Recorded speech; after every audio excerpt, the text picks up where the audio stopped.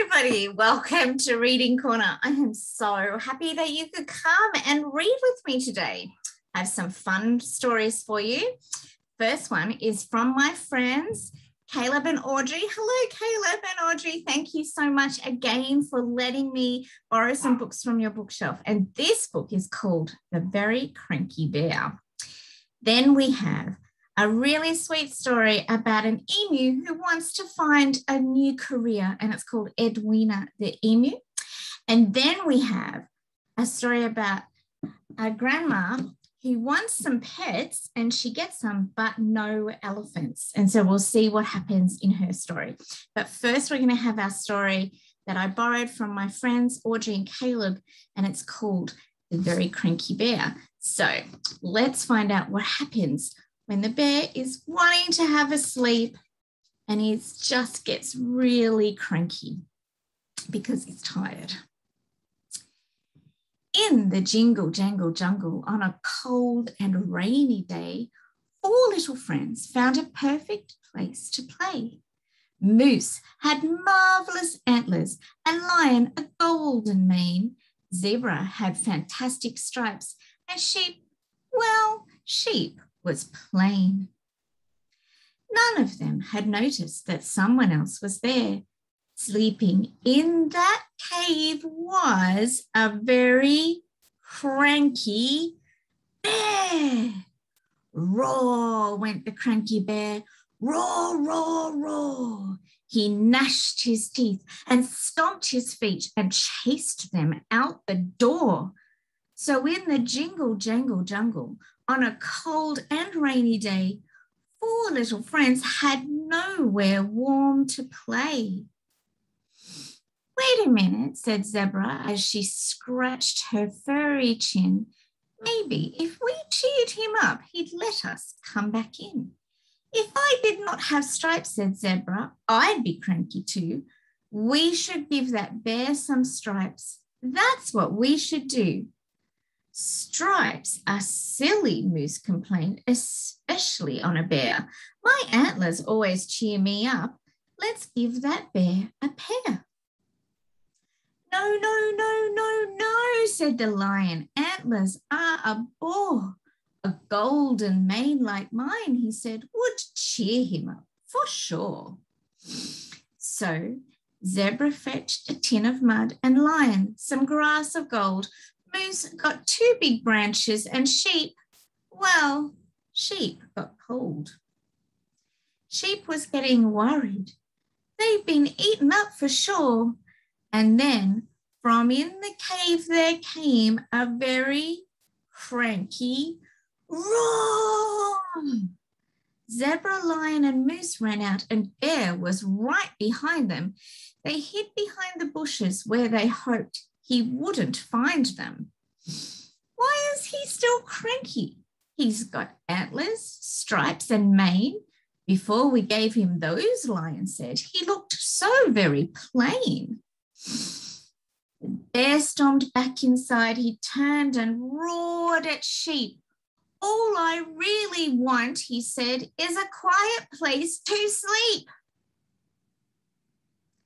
So she fetched a pair of clippers and she clipped off half her wool. She stuffed it in a cotton bag until the bag was full. She tiptoed back inside the cave. Excuse me, Bear, she said. Would you like a pillow for underneath your head? Well, thank you very much, said Bear, and soon he fell asleep. Maybe he was dreaming of a plain but thoughtful sheep. The end. Well, we know what really fixes cranky bears when they're tired. It's not stripes or antlers or golden manes. It's soft, woolly pillows so you can have a sleep. I understand that one. Okay, so our next story is about Edwina the Emu and how she goes looking for something new to do with her life. Here we go. There once were 2 emus who lived in the zoo.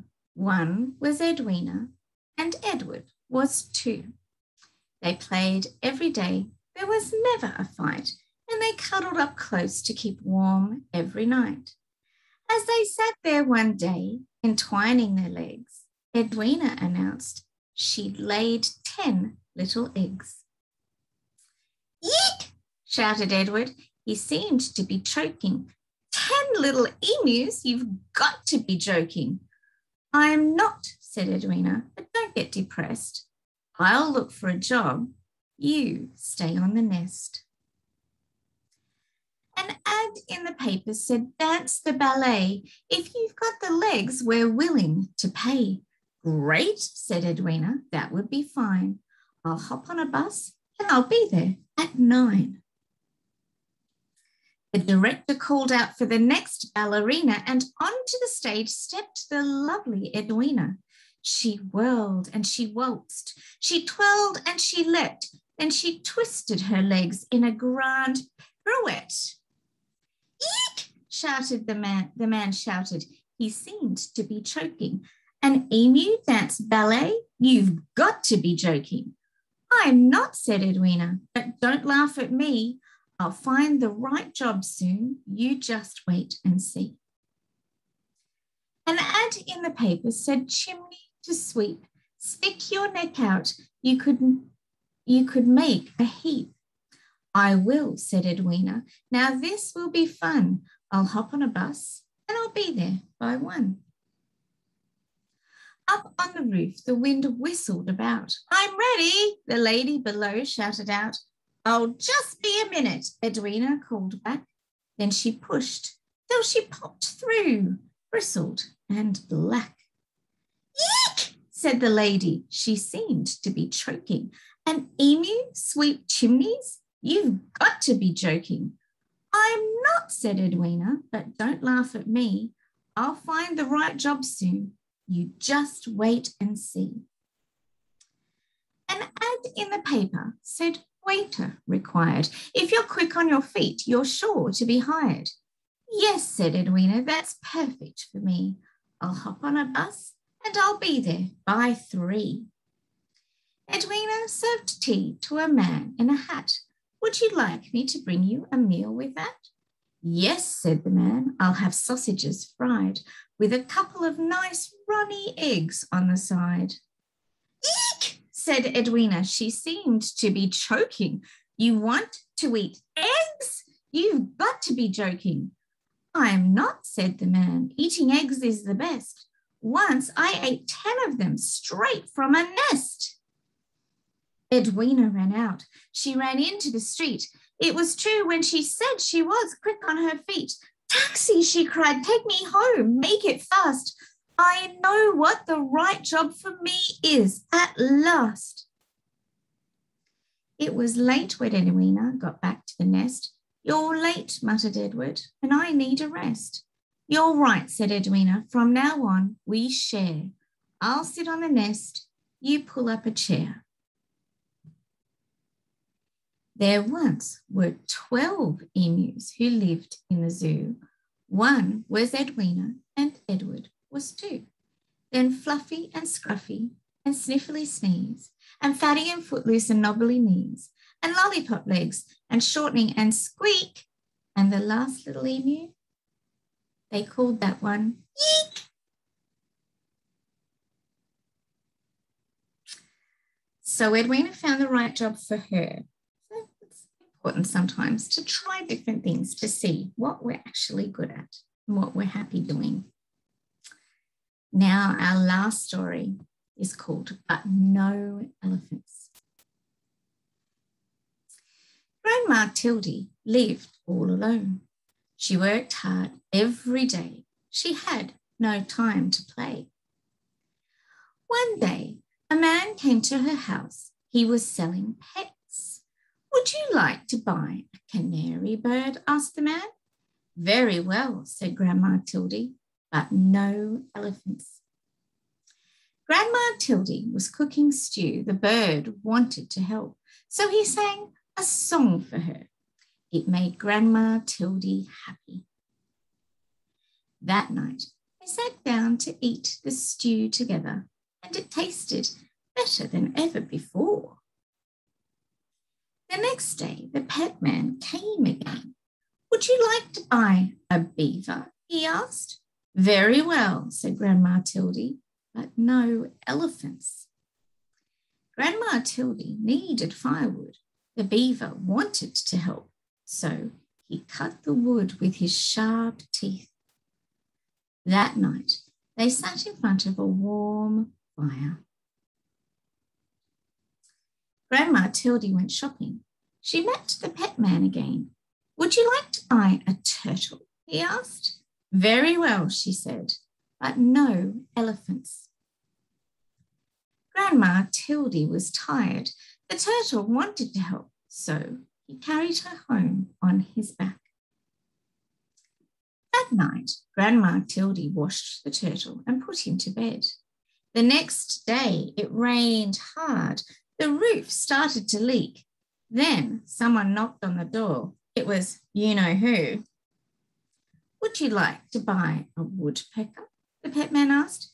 Very well, said Grandma Tildy, but no elephants.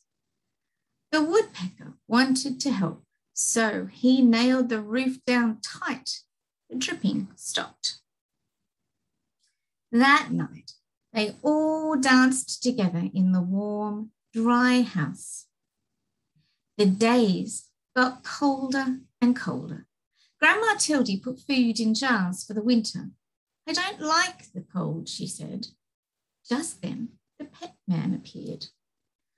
Would you like to buy an elephant? He asked. He's the only animal left, and I must leave. I must leave before it snows. No, no elephants, shouted Grandma. She went back to her work. The pet man left, but the elephant stayed. It started to snow, and it kept on snowing and snowing and snowing and snowing. No elephants, said Grandma Tildy, but the elephant would not go. They could not see the elephant now, but they could hear him crying. They felt sad. Very well, called Grandma Tildy. You may come in. The elephant was as happy as could be. But the elephant had a problem. He could not get through the door. So they all helped to push him inside. Oh dear, said Grandma Tildy.